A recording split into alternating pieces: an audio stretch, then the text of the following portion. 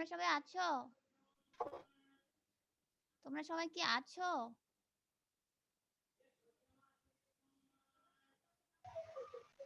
শুনতে পাচ্ছো?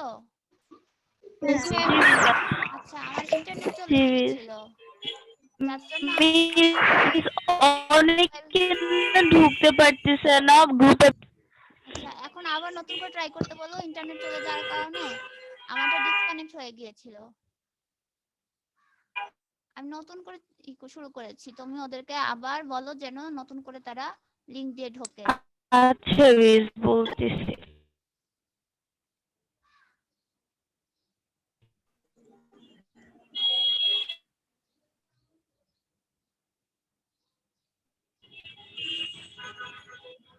আচ্ছা বেশ। মিস আপনার সাউন্ড অনেক কম শোনা যাচ্ছে। আচ্ছা, দেখো শোনা যাচ্ছে কিনা। আমি আচ্ছা ঠিক আছে।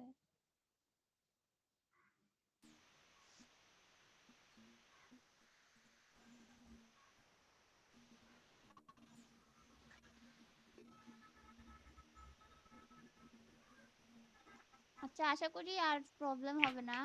আমাকে একজন বলো যে গত ক্লাসে আমরা কোন পর্যন্ত ছিলাম। ওয়ালাইকুম আসসালাম। একজন বলো যে গত ক্লাসে আমরা কোন পর্যন্ত হতে ছিলাম। পারে।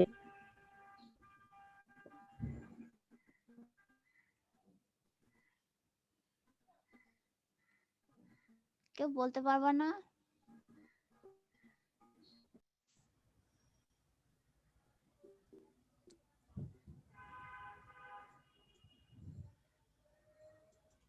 মিস আপনার তো কথা শোনা যায় না। এখন শোনা যাচ্ছে? না মিস অনেক আস্তে আসছে। জি মিস। জি মিস, এখন ঠিক আছে অনেকটা। আচ্ছা, আজকে ইন্টারনেটে খুব সমস্যা হতেছে, বারবার ডিসকানেক্ট হয়ে যাচ্ছে। এখন ইন্টারনেটের উপর তো আর আমার হাত নাই। যদি বেশি ট্রাবল হয় তাহলে পরে আমি রেকর্ড করে আলাদা করে আপলোড দিয়ে দিব। যাই হোক, শুরু করি এখন। আমরা গত ক্লাসে কর্ণাটকের দ্বিতীয় যুদ্ধ পড়েছিলাম, মনে আছে? ওয়ালাইকুম আসসালাম। মনে আছে? আমরা কর্ণাটকের জি দ্বিতীয় মিস। যুদ্ধ পড়েছিলাম, ওটার ফলাফল কি ছিল সেটা মনে আছে? কর্ণাটকের দ্বিতীয় যুদ্ধের ফলাফল কি ছিল? সেখান থেকে আমরা তৃতীয় যুদ্ধে চলে যাব।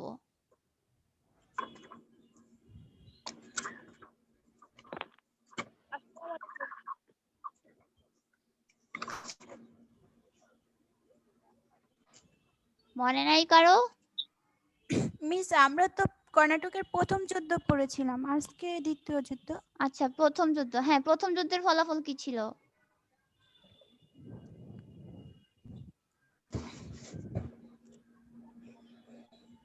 আচ্ছা, আমি বলে দিচ্ছি। প্রথম যুদ্ধে কোন পক্ষ জয়লাভ করে নাই, তাদের মধ্যে একটা সন্ধি চুক্তি হয়েছিল। এলাস আপোল সন্ধি চুক্তির মাধ্যমে তারা আপোষে এসে যুদ্ধ থামিয়ে দিয়েছিল, সেটা মনে আছে তো? তাহলে প্রথম যুদ্ধে কি ফলাফল ছিল? কোন দল জয়লাভ করেছে? প্রথম যুদ্ধে তাহলে কোন দল জয়লাভ করেছে? ফরাসিরা। প্রথম যুদ্ধে কোন দলই স্পেসিফিক ভাবে জয়লাভ করে নাই। প্রথম যুদ্ধে দুই দল আপোষে সন্ধি করেছে, ঠিক আছে? আমরা দ্বিতীয় যুদ্ধে চলে আসছি। 1751 সালের ঘটনা। 1751 সালে কর্ণাটকের যে দ্বিতীয় যুদ্ধটা হয় সেখানে আগেরটাতে ফরাসিরা জয়ী হয়েছে, কিন্তু তাদের যে মধ্যকার দ্বন্দ্ব ছিল সেই দ্বন্দ্বের অবসান হয়েছিল। তাদের পারস্পরিক একটা মিউচুয়াল তাদের মধ্যে ট্রিটি হয়, সন্ধি হয়, যার জন্য তারা আপোষে এসে যুদ্ধ থামিয়ে দেয়। পরবর্তীতে দ্বিতীয় কর্ণাটকের যুদ্ধ হয়। এই যুদ্ধের কেন্দ্র ছিল দুইটি স্থান। এখানে দেখো, একটি স্থান ছিল হায়দ্রাবাদ আর অন্য স্থানটি ছিল দক্ষিণাত্য। হায়দ্রাবাদ এবং দক্ষিণাত্য, হায়দ্রাবাদের দক্ষিণাত্য একটা স্থান, আরেকটা স্থান হচ্ছে কর্ণাটক। এই দুইটা স্থান নিয়ে দ্বিতীয়। হ্যাঁ মিস, জি স্ক্রিন শেয়ারটা একটু জুম করে দিলে বেটার হইতো। আচ্ছা, দিচ্ছি, দাঁড়াও। এবার ঠিক আছে না? জি মিস। এখানে হায়দ্রাবাদের ছবিও দিয়েছি, কর্ণাটকের ছবিও দিয়েছি মানচিত্রে। তো এই দুইটা স্থান নিয়ে যুদ্ধটা শুরু হয়। যুদ্ধটা শুরু হয় মূলত উত্তরাধিকারের সূত্র নিয়ে, অর্থাৎ একজন রাজা ছিলেন, তার মৃত্যুর পরে উত্তরাধিকার কে হবে। 1748 তার সালের ছেলে। ঘটনা। 1748 সালে হায়দ্রাবাদে যিনি রাজা ছিলেন, তার মৃত্যুর পর তার সিংহাসনে কে বসবে, এটা নিয়ে তাদের মধ্যে মূলত দ্বন্দ্ব হয়। এখানে উত্তরাধিকার কে হবে, এখানে পার্টিসিপেট বা কম্পিটিটর দুইজন ছিল। এখানে হায়দ্রাবাদের পরবর্তী শাসনের উত্তরাধিকার ছিল একজন নাসির জং, এখানে দেখো ছবি দেওয়া আছে নাসির জং, আর অন্যজন হচ্ছে মুজাফফর মুজাফফর। জং। আচ্ছা, নাসির জং এবং মুজাফফর জং এরা ভাই ছিল। এই দুইজন হায়দ্রাবাদের সিংহাসনে বসার জন্য দ্বন্দ্বে লিপ্ত হয়। এখন যেহেতু দুইজনের মধ্যে দ্বন্দ্ব এবং আমরা জানি যে সেখানে তখন বাণিজ্য করার জন্য ফরাসিরাও ছিল এবং ইংরেজরাও ছিল।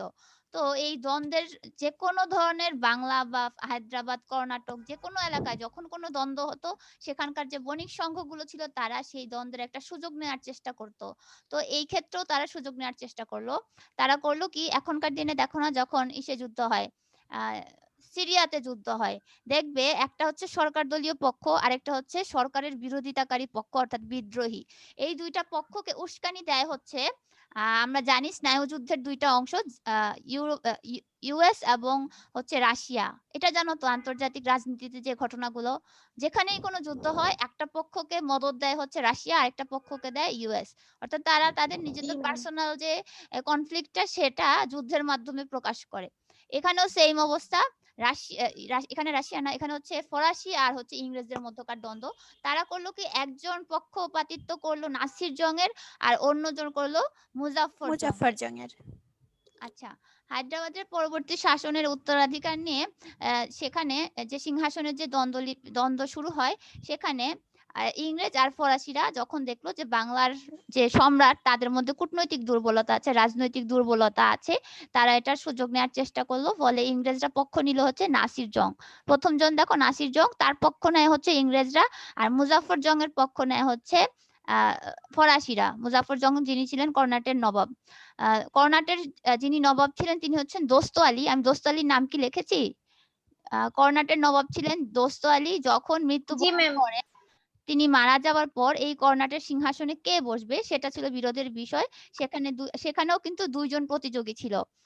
এখানে হচ্ছে হায়দ্রাবাদে নাসির জং আর মুজাফফর জং, আর কর্ণাটে যে দোস্ত আলী মারা যাবার পর সেখানে আবার দুইজনের মধ্যে দ্বন্দ্ব শুরু হয়। সেটা হচ্ছে চাঁদ সাহেব, একজন হচ্ছে চাঁদ সাহেব আর একজন হচ্ছে মুহাম্মদ আলী। মুহাম্মদ আলীর পক্ষ নেয় হচ্ছে ইংরেজরা, লিখে দিয়েছি, আর চাঁদ সাহেবের পক্ষ নেয় হচ্ছে ফরাসিরা।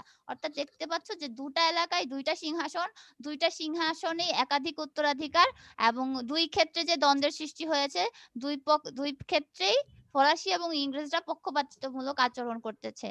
তো একটা যে আনোয়ারউদ্দিন ছিলেন আর অন্যজন ছিলেন চাঁদ সাহেব, কর্ণাটকে একজন আনোয়ারউদ্দিন, অন্যদিন চাঁদ সাহেব। আচ্ছা, এই দুইজন কর্ণাটের সিংহাসনে বসবে তা নিয়ে দুজনের মধ্যে বিরোধ দেখা দেয়। ইংরেজ এবং ফরাসিরা এটার সুযোগ নেয়। ইংরেজরা পক্ষ নেয় আনোয়ার উদ্দিনের আর ফরাসিরা পক্ষ নেয় হচ্ছে চাঁদ সাহেবের। আর ফরাসিরা হায়দ্রাবাদে মুজাফফর জং এবং কর্ণাটে চাঁদ সাহেব। মোটামুটি কি কনসেপ্টটা ক্লিয়ার না? ফরাসিরা হায়দ্রাবাদে মুজাফফরকে আর কর্ণাটকে চাঁদ সাহেবকে সমর্থন দিচ্ছে, আর ইংরেজরা হায়দ্রাবাদে নাসির জংকে আর কর্ণাটকে আনোয়ার উদ্দিনের পক্ষ অবলম্বন করছে। ফলে ইংরেজ ও ফরাসিদের মধ্যে একটা যুদ্ধ হতে থাকে। এইটা হচ্ছে কর্ণাটকের দ্বিতীয় যুদ্ধ। মিস আপনার কথা শোনা যায় না। শোনা যাচ্ছে না? সবার কি একই সমস্যা হচ্ছে? তাহলে বুঝবো আমার সমস্যা। আর যদি একজন না দুজন না ম্যাম। শোনো, নো ম্যাম, তাহলে তোমাদের ভলিউমটা আমি তো বাড়ায় ফুল নাও। সাউন্ড দিয়ে রাখছি, ম্যাম তাও শোনা একটু যাচ্ছে? শুনবে না। আচ্ছা, তোমরা একটু যারা শুনতে পাচ্ছ না তারা একটু ভলিউমটা বাড়াও, তাহলে শুনতে পারবে আশা করি। আচ্ছা, ফলে ইংরেজ আর ফরাসিদের মধ্যে যুদ্ধ হতে থাকে। যুদ্ধের বিষয়বস্তু হচ্ছে সিংহাসন। এখানে ইংরেজ ফরাসিদের লক্ষ্য কিন্তু এই যে নাসির জং বা মুজাফফর জংকে সিংহাসনে বসাবে সেটা না। তাদের উদ্দেশ্য হচ্ছে তারা যে কোনো একজনের পক্ষ অবলম্বন করে ওই এলাকায় আধিপত্য বিস্তার করা। অর্থাৎ মূলত তারা সিংহাসনটা দখল করতে চায় না, কোনো নবাবকে দেওয়ার উদ্দেশ্য তাদের না। তো তারা হায়দ্রাবাদ, কর্ণাটক দখল করবে এই উদ্দেশ্য নিয়ে তারা এই যে কনস্পিরেসি শুরু করে এবং একজন আরেকজনকে অস্ত্র দিয়ে বা সৈন্য দিয়ে সহযোগিতা করে। এই উদ্দেশ্যে ইংরেজরা প্রথমে শুধুমাত্র নামে মাত্র আনোয়ারউদ্দিন এবং নাসির জংকে সমর্থন দিচ্ছিল। অর্থাৎ তখনও তারা সহযোগিতা দিতে শুরু করে নাই। নামে মানে নামে সমর্থন করছে, মানে সে মুখে মুখে বলতেছে, কিন্তু কোনো ধরনের অস্ত্র দিয়ে বা সৈন্য দিয়ে সহযোগিতা ইংরেজরা তখনও করে শুরু নাই। করে নাই। ফলে এই যে এই জিনিসটা খেয়াল করলো ফরাসিরা। প্রকৃতপক্ষে যেহেতু ইংরেজরা সাহায্য করছে না, ফরাসিরা যখন দেখলো যে ইংরেজরা নামে মাত্র একটা পক্ষ নিচ্ছে, ফরাসিরা এই সুযোগে নাসির জং আর আনোয়ার উদ্দিনকে আক্রমণ করে বসে। কারণ তারা বুঝতে পারছিল যে ওরা তুলনামূলক দুর্বল। এই সুযোগে যদি আক্রমণ করি তাহলে আমরা ওই ২ টা অঞ্চল দখল করে নিতে পারবো। এবং পরবর্তীতে যখন ইংরেজরা দেখলো যে ফরাসিরা সরাসরি প্রত্যক্ষভাবে সংযুক্ত হয়ে গেছে, তখন ফরাসিরা ভাবলো যে ফরাসিরা অনেক শক্তিশালীও হয়ে যাচ্ছে। তো এবার সত্যি, সত্যি আনোয়ার উদ্দিন এবং নাসিম জং এ সাহায্য করতে শুরু করলে হচ্ছে ইংরেজরা। অর্থাৎ এখন হচ্ছে প্রত্যক্ষ যুদ্ধ। উভয়ই কিন্তু তাদের অস্ত্র, সৈন্য সবকিছু নিয়ে আ স আক্রমণ করে বসলো এবং নাসির জংকে এই যুদ্ধে জয়ী করা হয়। নাসির জংয়ের পক্ষে কে ছিল মনে করো তো? নাসির জংয়ে ছিল ইংরেজরা। মিস আচ্ছা। ইংরেজরা। তাহলে ইংরেজরা জয়লাভ করলো, ঠিক আছে? এবং তিনি কিন্তু এই হায়দ্রাবাদের সিংহাসনে আরোহণ করে। কিন্তু দুঃখের ব্যাপার হচ্ছে নাসির জং সিংহাসনে আরোহণের পর তাকে আততায়ী তাকে হত্যা করে। আততায়ী মানে বুঝো তো? মানে এটা আসলে সিওর না কে হত্যা করেছে। কেউ একজন তাকে হত্যা করেছে। আততায়ীর হাতে তিনি নিহত হয়। তো নাসির জং যখন আততায়ীর হাতে নিহত হয় তখন এই সুযোগে ফরাসিরা মুজাফফর জংকে হায়দ্রাবাদের সিংহাসনে বসিয়ে দেয়। কিন্তু আরো বেশি দুঃখজনক ব্যাপার হচ্ছে তিনি যখন হায়দ্রাবাদের সিংহাসনে বসে তাকেও কিন্তু তখন হচ্ছে ফরাসিরা এখন সুযোগটা পেয়ে গেছে না, মুজাফফর জং এখন ক্ষমতায়। তো আধিপত্য বিস্তার শুরু করার সুযোগ শুরু করলো এবং দুঃখজনকভাবে পরবর্তীতে মুজাফফর জংকেও আততায়ীরা হত্যা করে। ২ জনই মারা গেল, ঠিক আছে? দেখছো আগেকারের যুদ্ধগুলো কি দুঃখের ছিল? সবাই মারা যেত। যার ফলে ফরাসিদের একটা প্রভাব হায়দ্রাবাদে হুমকির মুখে পড়লো। অর্থাৎ ১ম এ ইংরেজরা চেষ্টা করছিল, সফল হইছে, পরে আবার ব্যর্থ। এরপর ফরাসিরা সফল হয়ে তারপর ফরাসিরাও ব্যর্থ। এখন ফরাসিরা তেমন কোনো সুবিধা পাচ্ছিল না। এই সুযোগে ফরাসি একজন গভর্নর, তার নাম হচ্ছে বুসি। বুসি এই সুযোগে হচ্ছে বাংলায় আসে। তিনি তার শক্তিশালী নৌবহর দ্বারা এই হায়দ্রাবাদটা দখল করে নেয় এবং ফরাসিরা একটা আধিপত্য বিস্তার করতে সমর্থ হয়। তাহলে এখন হায়দ্রাবাদে কাদের আধিপত্য বিরাজ করছে? ফরাসিদের। ফরাসিদের, বুসির নেতৃত্বে। আচ্ছা। আর ওই দিক দিয়ে ইংরেজদের প্রভাব অনেকটা হুমকির মুখে পড়ে যাচ্ছিল। কারণ তারা দেখলো যে হায়দ্রাবাদ ফরাসিদের দখলে চলে যাচ্ছে। তখন তারাও চেষ্টা করলো তাদের শক্তি প্রদর্শন করতে এবং এই উদ্দেশ্যে তখন লর্ড ক্লাইভের নাম শুনেছো তোমরা। লর্ড ক্লাইভের নাম আমরা অনেকেই শুনেছি। বাংলার যে ব্রিটিশ ইতিহাস আছে, ব্রিটিশ ইন্ডিয়ার ইতিহাস, কোম্পানির শাসনামল, এখানে লর্ড ক্লাইভের নাম জ্বলজ্বল করতেছে। কারণ তার মতো দুর্নীতিগ্রস্ত এবং আ কি বলবো সুচতুর, হ্যাঁ? প্রচুর অনেক বুদ্ধিমান হ্যাঁ, ছিল অনেক সে। বুদ্ধিমান। আমরা গভর্নর খুব কমই পেয়েছি। তো তিনি বাংলায় এসে ফরাসিদের সাথে যুদ্ধ শুরু করলেন এবং তিনি কিন্তু চাঁদ সাহেবকেও আক্রমণের মাধ্যমে পরবর্তীতে কর্ণাটক জয় করলেন। তাহলে এই অবস্থায় তাহলে কে এগিয়ে আছে? ইংরেজরাও এগিয়ে আছে। ইংরেজরা কিন্তু কর্ণাটকও জয় করে ফেলেছে আ আর ওদিকে হচ্ছে কর্ণাটকের যে রাজধানী আরকোট, সেখানে ইংরেজদের আধিপত্য তিনি প্রতিষ্ঠা করতে সফল হয়েছিলেন। তো চাঁদ সাহেবকে পরবর্তীতে নৃশংসভাবে হত্যা করা হয়। চাঁদ সাহেবের সমর্থক ছিল কিন্তু ফরাসিরা। তার মানে ফরাসিদের শক্তিটা দুর্বল হয়ে গেল এবং আনোয়ার উদ্দিনের পুত্র ছিলেন মোহাম্মদ আলী। আনোয়ার উদ্দিনের পুত্র মোহাম্মদ আলী তখন উত্তরাধিকার সূত্রে এই কর্ণাটকের সিংহাসনে বসে। তাই কর্ণাটের নবাব হচ্ছেন মোহাম্মদ আলী। তো তাকে সাহায্য করার মাধ্যমে লর্ড ক্লাইভের নেতৃত্বে ইংরেজরা কর্ণাটক দখল করে নেয়। এভাবে ইংরেজরা কর্ণাটকের উপর আধিপত্য বিস্তার করে। আর ইংরেজরা এখন কর্ণাটকের উপর আধিপত্য বিস্তার করছে। আর হায়দ্রাবাদের উপর কারা আধিপত্য বিস্তার করছে? ফরাসিরা। ফরাসিরা, হ্যাঁ, বুসির নেতৃত্বে। তো এইরকম একটা সুবিশাল প্রভাব বিস্তার দুইটা যে বণিক সংঘ বা আমরা বলবো ২ টা জাতিশক্তি, এরা ২ টা এলাকা দখল করে বসে আছে। এখন কর্ণাটকের যুদ্ধে কে জয়ী আছে সেটা যদি আমরা বলি তাহলে বলবো আমরা হায়দ্রাবাদের গভর্নর বুসিকে বসিয়ে ইংরেজরা খুব একটা সুবিধা পায়নি, যার জন্য হায়দ্রাবাদে ইংরেজরা দুর্বল অবস্থায় আছে আর কর্ণাটকে ইংরেজরা শক্তিশালী অবস্থায় আছে। ফরাসিদের পরাজয়টা কিভাবে হলো আমি একটু দেখি।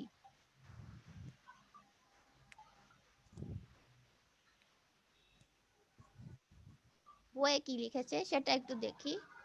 কর্ণাটকের দ্বিতীয় যুদ্ধ। প্রথম কর্ণাটকের যুদ্ধে স্বাক্ষরিত শান্তি চুক্তির মাধ্যমে দ্বিতীয় কর্ণাটক যুদ্ধের বীজ নিহিত ছিল সুচতুর ডুপ্লে অনুধাবন করতে পেরেছিলেন যে ফরাসিদের ক্ষমতা শুধু কর্ণাটের মধ্যে সীমাবদ্ধ, অন্যদিকে বঙ্গদেশ, মুম্বাইয়ে ইংরেজদের শক্তিশালী ঘাঁটি আছে। দাক্ষিণাত্যের রাজনৈতিক অরাজকতা ও রাজন্যবর্গের অন্তর্দ্বন্দ্ব উচ্চাভিলাষী ডুপ্লেকে যুদ্ধে অংশ নিতে উৎসাহিত করে। 1748 খ্রিস্টাব্দে হায়দ্রাবাদের নিজামুল মুলকের মৃত্যু হলে নিজাম পদের জন্য দ্বিতীয় পুত্র নাসির জং ও দৌহিত্র মুজাফফর জং এর মধ্যে কর্ণাটকের নবাব পদের জন্য আনোয়ার উদ্দিন ও চাঁদ সাহেবের মধ্যে প্রতিদ্বন্দ্বিতা শুরু হয়। আর এই সুযোগে ডুপ্লে কর্ণাটকের চাঁদ সাহেব ও হায়দ্রাবাদের মুজাফফর জং এর পক্ষ অবলম্বন করে। ফলে দ্বিতীয় কর্ণাটক যুদ্ধের বহ্নিশিকা প্রজ্বলিত হয়। অম্বরের যুদ্ধে আনোয়ার উদ্দিন নিহত হলে কর্ণাটকের চাঁদ সাহেব হস্তগত হয়। ফলে ফরাসিদের প্রভাব বেড়ে যায়। কিন্তু পরবর্তীতে নাসির জং ও মুজাফফর জং এর মৃত্যু হলে ঘটনার প্রবাহ নতুন দিকে মোড় নেয়। ক্লাইভ 1791 খ্রিস্টাব্দে ফরাসিদের পরাজিত করে আরেকটা আরকট ও ত্রিচিনোপলি অধিকার করে মুহাম্মদ আলীকে সিংহাসনে বসান। ইতিমধ্যে ফরাসি সরকারের সাথে ডুপ্লের মতবিরোধ হলে তাকে স্বদেশে ডেকে পাঠানো হয়। ফলে ইংরেজদের আধিপত্য বিস্তারে আর কোনো মিস বাধা রইল না। আচ্ছা, আমি এখন বুঝতে পারলাম কেন ফরাসিরা পরাজয় লাভ করে। কারণ ফরাসিরা মিস যদিও ত্রিচিনোপলি কি? এটা জায়গার নাম। আরকোট হচ্ছে ও ইসের রাজধানী, কর্ণাটকের আমার রাজধানী, আর ত্রিচিনোপলি ওইখানকার কোন একটা এলাকার নাম হবে। আচ্ছা, তাহলে এখন আমি বুঝতে পারলাম যে কেন ফরাসিরা জয়লাভ করতে পারে নাই। কারণ ফরাসিরা রাজনৈতিক দিক থেকে বা কূটনৈতিক কূটাচার করতে গিয়ে ব্যর্থ হয়েছিল। যার জন্য এই যে এখানে মতবিরোধ সৃষ্টি হয় এবং ডুপ্লেকে ডেকে নিয়ে যায়। আমরা আগেও কিন্তু দেখেছি ডুপ্লে কিন্তু অনেক গুরুত্বপূর্ণ অবদান রেখেছিল। তো ডুপ্লেকে যখন নিয়ে যায় তখন কিন্তু ফরাসিরা দুর্বল হয়ে যায় এবং সেই সুযোগে ইংরেজরা আধিপত্য বিস্তার করে। যার জন্য ফলাফলে দেখানো হয় যে ইংরেজরা জয়লাভ করেছে। 1758 খ্রিস্টাব্দে ডুপ্লের পরিবর্তে কাউন্ট লালি পন্ডিচেরি শাসনকর্তা হয়ে ভারতে আসে। আমরা এখন কর্ণাটকের তৃতীয় যুদ্ধে চলে যাব। এই হচ্ছে কর্ণাটকের তৃতীয় যুদ্ধ। আগের যে আমরা দ্বিতীয় কর্ণাটকের যুদ্ধ দেখেছি সেখানে আমরা আপেক্ষিকভাবে ধরে নিলাম যে ইংরেজরা জয়লাভ করেছে। ফরাসিরা পুরোপুরি পরাজিত হয়েছে তা না, কিন্তু যদি শক্তিকে আমরা তুলনা করি তাহলে ইংরেজরা জয়লাভ করেছে, কারণ তখন ইংরেজরা অধিক আধিপত্য বিস্তার করতে সমর্থ হয়। এখন দেখবো যে তৃতীয় কর্ণাটকের যুদ্ধ, এটাও হয়েছিল ইংরেজ এবং ফরাসিদের মধ্যে। এটা হচ্ছে ইংরেজ আর ফরাসিদের মধ্যকার সর্বশেষ যুদ্ধ। এটা হচ্ছে এই এলাকার চিত্র, ভারতীয় উপমহাদেশের চিত্র। ঠিক একই সময়ে 1751 খ্রিস্টাব্দে ইউরোপ আমেরিকার মধ্যে শতবর্ষব্যাপী যুদ্ধ চলছিল। শতবর্ষব্যাপী যুদ্ধ তখন এটা শতবর্ষব্যাপী না, আমি একটু ভুল লিখেছি, এটা সপ্তবর্ষব্যাপী হবে। যুদ্ধটা 7 বছর হয়েছিল। তোমরা যদি খাতায় লিখো তাহলে এটা সপ্তবর্ষব্যাপী যুদ্ধ লিখবে। হ্যাঁ, 7 বছর ব্যাপী যুদ্ধ হয়। তো এই যুদ্ধ চলছিল, তার রেশ ধরে ইংরেজ এবং ফরাসিদের মধ্যে পুনরায় আবার এই এলাকায় যুদ্ধ শুরু হয়ে যায়। আমরা প্রথম কর্ণাটকের যুদ্ধ কিন্তু দেখেছিলাম যে ইউরোপে ফরাসি আর ইংল্যান্ডের মধ্যে যুদ্ধের রেশ ধরে এই এলাকায় যুদ্ধ হয়েছিল। আর তৃতীয় যুদ্ধের সময় একইভাবে ইউরোপে তাদের মধ্যকার যুদ্ধের রেশ ধরে এই এলাকায় ফরাসি এবং ইংরেজদের মধ্যে যুদ্ধ শুরু হয়। এবং 1756 সালের দিকে অর্থাৎ 18 শতকের দিকে এই যুদ্ধ চলছিল এবং এর সূত্র ধরে মূলত ইংরেজ ফরাসিরা পুনরায় যুদ্ধে লিপ্ত হয়। এবং ইংরেজরা ফরাসিদের যুদ্ধে, এবার ফরাসি আর ইংরেজদের যুদ্ধের কেন্দ্র ছিল হচ্ছে বাংলা। এখন বাংলায় চলে আসছি এবং বাংলায় কিন্তু সব থেকে গুরুত্বপূর্ণ এলাকা ছিল। এই জন্য কারণ হচ্ছে বাংলায় সূর্য অস্তমিত হয়, স্বাধীনতার যখন সূর্য অস্তমিত হয় তখন কিন্তু ধীরে ধীরে পুরো ভারতবর্ষ কোম্পানি শাসন আমলে চলে যায়। বাংলাটা সেখানে খুব গুরুত্বপূর্ণ একটা লিড ফ্যাক্টর হিসেবে কাজ করেছিল। এই যুদ্ধের কারণে ফরাসি সরকার একজন সেনাধ্যক্ষ বাংলায় পাঠান। এখন যুদ্ধ চলছে বাংলায় এবং বাংলায় শাসন করবার জন্য বা বাংলায় আধিপত্য বিস্তারের জন্য ফরাসিরা একজন সেনাধ্যক্ষ পাঠালেন, যার নাম ছিল কাউন্ট লালি। ফরাসি সেনাধ্যক্ষ কাউন্ট লালি, নাম লিখে দিয়েছি বেগুনি রঙের। আচ্ছা, কাউন্ট লালিকে বলা হয় ইংরেজদের প্রধান বাণিজ্য দুর্গ সেন্ট ডেভিড দুর্গ। এই দুর্গকে যেন আক্রমণ করা হয়, এটা কাউন্ট লালিকে ফরাসি সরকার বলে দিল যে সেন্ট ডেভিড দুর্গকে যেন আক্রমণ করে। তো যথারীতি কাউন্ট লালি সৈন্য নিয়ে সেন্ট ডেভিড দুর্গটা আক্রমণ করে এবং দখল করে নেয়। ফলে কিন্তু তিনি পরবর্তীতে তানজোর নামক একটা স্থানে দখল করতে গেলে তিনি সেখানে ব্যর্থ হন এবং এই স্থান দখল করতে গিয়ে তিনি নানা বিপর্যয়ের সম্মুখীন হন এবং পরবর্তীতে তিনি হায়দ্রাবাদে, যিনি ফরাসি গভর্নর ছিলেন বুসি, আমরা আগেরটাতে দেখেছি বুসি, হায়দ্রাবাদের বুসি, তাকে সঙ্গে নিয়ে কাউন্ট লালি ইংরেজদের মাদ্রাজ বাণিজ্য কুঠি সেটাকে দখল করতে যায়। তখন কিন্তু হায়দ্রাবাদের সিংহাসনে ফরাসি যিনি ছিলেন বসি, তিনি কিন্তু খুব বেশি বসি হচ্ছে আধিপত্য বিস্তার করছে। তিনি কিন্তু ততটা শক্তিশালী ছিলেন না। তো ফরাসিদের এই দুর্বলতার সুযোগটা কে নিবে? খুব স্বাভাবিকভাবে ইংরেজরা নিবে। ইংরেজরা ভালোভাবে সেই সুযোগটা নেয় এবং ইংরেজরা হায়দ্রাবাদে আক্রমণ করে। হায়দ্রাবাদ তারপর দখল করে নেয়, ফলে ফরাসিরা তাদের হায়দ্রাবাদের কর্তৃত্ব হারায় এবং একই সাথে কাউন্ট লালি এবং বুসি যখন মাদ্রাজ আক্রমণ করে, তারা তখন মাদ্রাজ আক্রমণেও সফলতা পায়নি। আচ্ছা, আমার এটা সরে গেছে। কাউন্ট লালি এবং বুসি যখন মাদ্রাজ আক্রমণ করে, তখন তারা ওইখানে কিন্তু সফলতা পায়নি, বরং ইংরেজদের হাতে কাউন্ট লালি বন্দী হয়। পরবর্তীতে কাউন্ট লালিকে এই বন্দী দশা থেকে মুক্ত করে পন্ডিচেরিতে নিয়ে যাওয়া হয় এবং সেখানে পন্ডিচেরির দায়িত্ব দেওয়া হয় কাউন্ট লালিকে। তারপর পরবর্তীতে কাউন্ট লালি চেষ্টা করে যেতে, যেহেতু তাকে পন্ডিচেরিতে ক্ষমতা দেওয়া হয়েছে, তাই সে পুনরায় চেষ্টা করে যে শক্তি বৃদ্ধি করে আবার ইংরেজদের সাথে সে যুদ্ধে লিপ্ত হবে, আক্রমণ করবে, কিন্তু সে একটা সফলতা পায়নি এবং ইংরেজরা শেষ পর্যন্ত ফরাসিদের পন্ডিচেরি আক্রমণ করে এবং পন্ডিচেরি দখল করে নেয়। তাহলে কিন্তু আমরা দেখলাম যে কাউন্ট লালি যে দুটা উদ্দেশ্য নিয়ে আসছিল, সে দুটাতেই ব্যর্থ হয়েছে। সে মাদ্রাজও দখল করতে পারে নাই, তাকে পন্ডিচেরি দেওয়া হলো, সে পন্ডিচেরিও ধরে রাখতে পারে নাই। মাদ্রাজও ইংরেজদের অধীনে চলে গেল, পন্ডিচেরিও ইংরেজদের অধীনে চলে গেল এবং পন্ডিচেরি দখল করার মাধ্যমে ফরাসিদের বাণিজ্যিক কার্যক্রম অনেকটাই শেষ হয়ে যায়। পন্ডিচেরি ইংরেজরা দখল করার মাধ্যমে ফরাসিদের বাণিজ্যিক কার্যক্রম আর সম্প্রসারিত হতে পারে নাই এবং এই সুযোগটা পুরোপুরি ইংরেজরা নেয় এবং ফরাসিদের পরাজয় ঘটে। ফরাসিরা ভারতবর্ষ ছেড়ে চলে যেতে বাধ্য হয় এবং ইংরেজরা এককভাবে পুরো ভারতবর্ষ নিজেদের অধীনে নিয়ে আসে। আর এর মাধ্যমে কর্ণাটকের তৃতীয় যুদ্ধ শেষ হয় এবং পতন হয় ফরাসিরা চলে যায় নিজ দেশে এবং এখন হচ্ছে আমরা ইংরেজ সম্পর্কেই শুধু পড়বো এবং পরবর্তী 200 বছর শুধু আমরা ইংরেজি পড়বো। আচ্ছা, বইয়ে কি লিখেছিল দেখো। তৃতীয় কর্ণাটকের যুদ্ধ হচ্ছে উপমহাদেশের গুরুত্বপূর্ণ যুদ্ধের অন্যতম। এটি উপমহাদেশে ইঙ্গো ফরাসি যুদ্ধের সবশেষ যুদ্ধ। ইউরোপে 7 বছর ব্যাপী, অর্থাৎ 1756 থেকে 1763 সালে যে যুদ্ধ হয় সেটা শুরু হলে দক্ষিণাতে ইংরেজ ও ফরাসিদের মধ্যে পুনরায় যুদ্ধের দামামা বেজে ওঠে। ইতিমধ্যে 1757 সালে পলাশী যুদ্ধে ইংরেজরা সাফল্য পেয়ে বাংলায় প্রভুত্ব স্থাপন করে 1758 খ্রিস্টাব্দে ডুপ্লের পরিবর্তে কাউন্ট লালি পন্ডিচেরি শাসনকর্তা নিযুক্ত হয়ে উপমহাদেশে আগমন করে। তিনি ইংরেজদের মাদ্রাজ কুঠি আক্রমণের পরিকল্পনা করেন, কিন্তু 1759 খ্রিস্টাব্দে ইংরেজগণ ফরাসিদের মছলিপট্টম দখল করে নেয়।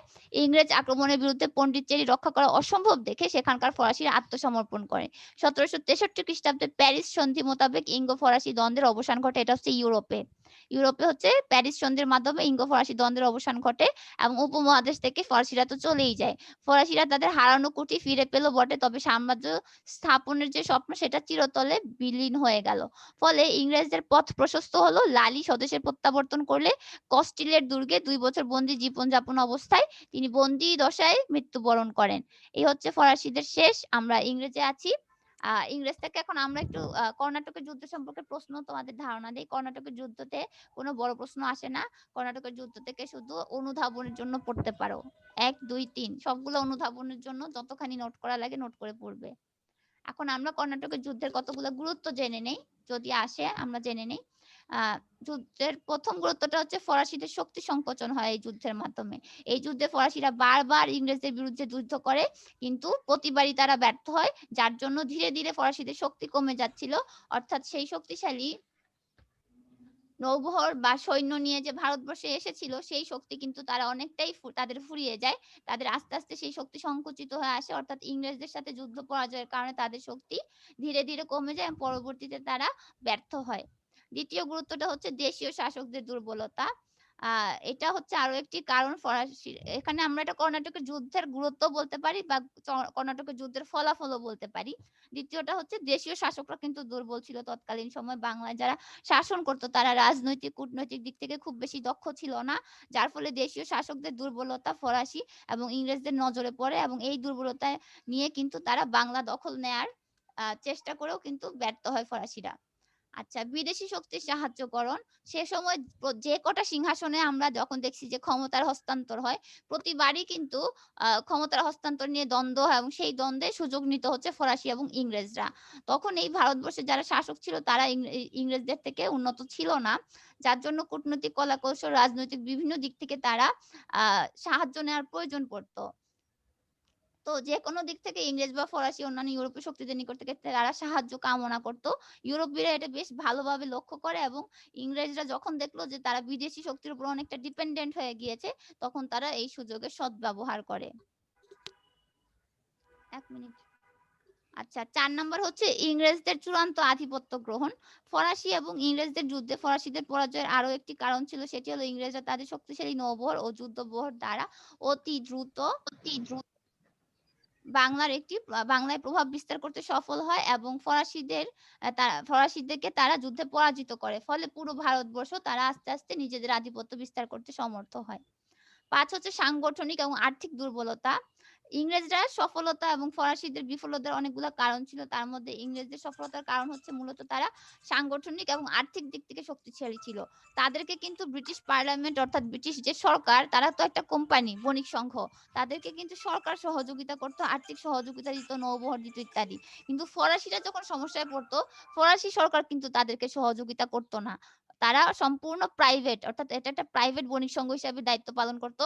গভর্নমেন্টের থেকে তারা কোনো ধরনের ফ্যাসিলিটি পায় নাই, যার জন্য আর্থিক এবং সাংগঠনিক দিক থেকে কিন্তু ফরাসিরা ইংরেজদের থেকে দুর্বল ছিল, কারণ তারা ব্যাকআপ পাচ্ছিল না সরকারের কাছ থেকে। তো নানা দিক থেকে সিদ্ধান্ত নেওয়ার ক্ষেত্রেও কিন্তু ফরাসিরা তাদের নির্বুদ্ধিতার পরিচয় দেয়। 6 নাম্বার হচ্ছে বাণিজ্যিক দুর্বলতা। বাণিজ্যিক দৃষ্টিকোণ থেকে দেখলে ইংরেজরা বাংলার বিভিন্ন স্থানে বাণিজ্যিক কুঠি এবং দুর্গ নির্মাণ করে। তারা দিল্লির সম্রাট বাংলা সুবেদারদের কাছ থেকে বাণিজ্যিক বিভিন্ন সুবিধা নিয়েছিল। আমরা দেখেছিলাম না যে মাত্র 3000 রুপি দিয়ে তারা সারা বছর মানে 3000 টাকা শুল্ক দিয়ে তারা সারা বছর এই যে 3টা বাংলা বিহার উড়িষ্যাতে বাণিজ্য কার্যক্রম চালু রাখার সুবিধা পেয়েছিল। তারা অনেকগুলো সুযোগ সুবিধা পেয়েছিল যেটা ফরাসিরা পায় নাই। যার জন্য বাণিজ্যিক দিক থেকে কিন্তু ইংরেজরা অধিক সফল ছিল। আর হচ্ছে 7 নাম্বার সরকারি সাহায্য না পাওয়া। ইংরেজরা যখন ব্রিটিশ ইস্ট ইন্ডিয়া কোম্পানি গঠন করে, তখন সেটি ছিল একটা ইংল্যান্ডের সরকারের নিয়ন্ত্রণ মুক্ত একটি স্বাধীন প্রতিষ্ঠান। কিন্তু তারা যখন কোনো বিপদে পড়তো বা অসুবিধায় পড়তো, তাদের দেশের সরকার তাদেরকে সব ধরনের সহযোগিতা দিত। যদিও এটা একটা কোম্পানি, তাও সরকার তাদেরকে সহযোগিতা করত। কিন্তু ফরাসিরা পুরোপুরি রাষ্ট্রীয় ব্যবস্থার উপর নির্ভরশীল ছিল। তাদের যে কোনো বিপদে সরকারকে সাহায্য করতে, সরকার সাহায্য ছাড়া তাদের নিজস্ব কোনো শক্তি ছিল না। ফরাসি যুদ্ধের ক্ষেত্রে কোনো সমস্যায় পড়লে ফরাসিরা সে সময় সরকার তেমন একটা সহযোগিতা করতো না, যার জন্য ফরাসিরা বারবার পরাজিত হয়। যে কোনো ধরনের শক্তির ক্ষেত্রে ব্যাকআপ একটা থাকা উচিত। সেখানে দেখলাম যে আমরা ফরাসিদের তেমন কোনো ব্যাকআপ ছিল না।